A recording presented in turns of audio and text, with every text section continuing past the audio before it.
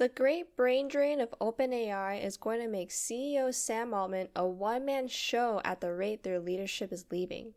It's bad when the AI godfather himself says Altman shouldn't be the CEO. Yep, you heard that right. And it gets even juicier because Godfather Geoffrey Hinton just bagged his Nobel Prize this past week. Talk about flexing to validate your opinion.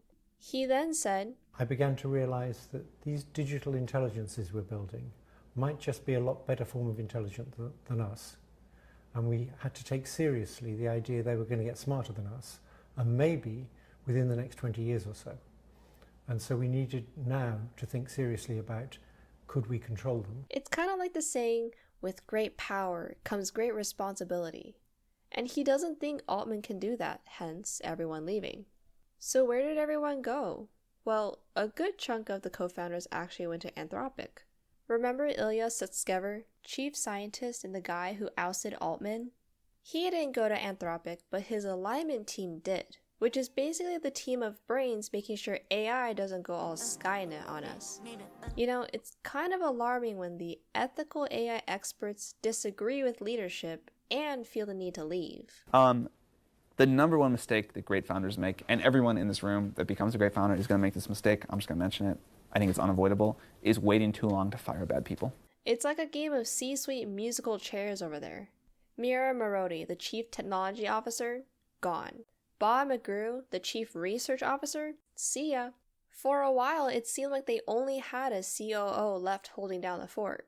The recent additions of a CFO and CPO, the chief product officer, were like a gulp of fresh air. All this shuffling makes you wonder, doesn't it? What's really going on behind those closed doors? What was the straw that broke the camel's back? And what does this all say about the man at the helm, Sam Altman? Is he some kind of visionary maverick, or is he just in over his head? That's the million-dollar question. Is Altman going to usher in a new era of tech wizardry, or is his ambition writing checks his company can't cash?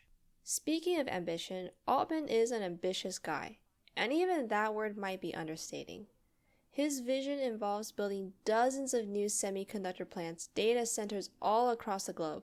And I'm not exaggerating, he pitched this multi-trillion-dollar plan to investors. It was so out there, some execs at TSMC, the chip-making giant out there, jokingly called him a podcasting bro after hearing that pitch. Like, sure kid, you go build 36 semiconductor plants, let us know how that goes. Okay, so we've got big dreams, even bigger money, a leader with a healthy appetite for risk, but this shift in OpenAI's mission, it's not sitting well with everyone, especially the OGs who were there from day one, building the company from the ground up. Is Altman greedy for wanting to make more and keep more money? Employees are clearing their desks because they think so and are going to rival companies like Anthropic and xAI. Because, let's face it, AI can be pretty scary stuff. These researchers want to work for companies that are all about making AI safe to use. And boy, are there a lot of potential consequences to OpenAI's restructuring. Guess who's one of the most upset people in this whole saga? Elon Musk. I know, shocker, right? Like he was going to sit this one out. Musk, one of the co-founders, is now suing OpenAI for abandoning humanity and choosing the riches. But the thing is, I'm pretty sure this is just another one of his marketing stunts to herd the internet sheep. See, Musk started his own AI company, xAI, so this whole co-founder versus X-company drama, it's just to show that xAI is the better, safer option. How do I know it's just expensive advertising? Well, for one, Musk has way more money than he knows what to do with, so suing people is like a hobby for him. And two, OpenAI pulled out the receipts, showing Musk was totally cool with the company going for profit in the first place. Though I do think it's interesting that everyone is leaving now. It's not news. AI isn't exactly cheap to develop. It's always been a for-profit game. Just look at Google, Meta, Anthropic. They've been in it for the money from day one. Here's the real marketing ploy. Introduce AI as free, do some beta testing, sign up customers, then bam, The companies don't tell you when the free trial ends, so you're hooked on the good stuff and willing to pay to keep using it. So I don't think people are mad at Altman for being greedy. It's gotta be something deeper, like the core values of OpenAI changing. But I suppose most people are leaving because they don't think OpenAI can balance ethics and making shmoney. And even though OpenAI scaled back on that whole global data center plan, they're still pouring tons of money into infrastructure, expanding their reach. And then there's the Microsoft partnership. These guys aren't just partners, they're major investors with a 20% cut of OpenAI's revenue. Talk about a sweet deal.